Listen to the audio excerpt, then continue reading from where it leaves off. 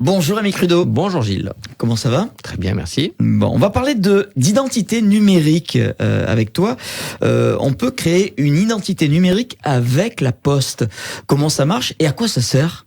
Alors, tu peux faire ça avec la Poste, avec France Connect, avec un tas de... Il y a plein de sociétés qui créent ces identités numériques. Tout simplement, c'est pour accomplir des formalités qui avant devaient se faire en présentiel, entre guillemets, ou de façon manuscrite, ou tout simplement avec des documents administratifs papier que tu renvoyais. Aujourd'hui, beaucoup de démarches se font de façon dématérialisée. C'est une sécurité ? C'est une sécurité d'une part, et c'est surtout un moyen de s'identifier électroniquement lorsque tu ne fais pas la démarche tout simplement au guichet d'une administration, par exemple. C'est-à-dire qu'aujourd'hui, jusqu'à il y a quelques mois, lorsque tu faisais des démarches au greffe d'un tribunal, un particulier qui crée une société, par exemple, qui voulait déposer des statuts, qui voulait faire ce genre de démarche, il pouvait aller au greffe, il remplissait des formulaires CERFA qui tiraient sur Internet, il les remplissait, il mettait toutes les pièces correspondantes et il se déplaçait jusqu'au greffe avec l'intégralité des documents, le formulaire CERFA, il payait sur place au greffe pour que sa démarche soit prise en compte par l'administration. Aujourd'hui, tout ça, c'est impossible. Tu n'as plus d'interlocuteur physique, tout se fait de façon dématérialisée. Et pour s'assurer évidemment que c'est bien Pierre qui fait la démarche pour lui et pas Paul qui la ferait en usurpant son identité, évidemment il faut une identité numérique qui permet de s'assurer que la personne qui fait la démarche en ligne est bien celui qui doit la faire. Quels sont les services dans lesquels on pourra utiliser cette identité numérique ? Les impôts, carte grise, permis de conduire ?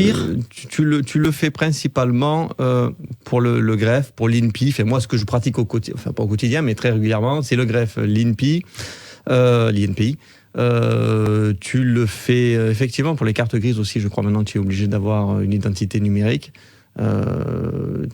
Pour toutes les démarches, pour le droit des étrangers également. Avant, lorsque tu faisais un dossier de regroupement familial ou une demande de naturalisation, tu avais des formulaires papier que tu adressais à la préfecture. Aujourd'hui, ça se fait tout par Internet également, et il faut également une identité numérique pour faire ces démarches-là. Alors, encore une fois, l'identité numérique, ça permet de s'assurer de l'identité de la personne qui accomplit les démarches. C'est reconnu, ça a la même valeur probante, la certification électronique, ça a la même valeur, la signature électronique, ça a la même valeur probante qu'une signature papier, si tant est que tu puisses identifier réellement la personne qui a fait la signature électronique. Alors généralement, tu remplis... Tu envoies des mails, les échanges avant d'arriver à obtenir sa signature électronique, il y a des échanges de mails. Donc si on peut identifier le mail, il faut évidemment joindre la copie de sa pièce d'identité, certifiée conforme et signée.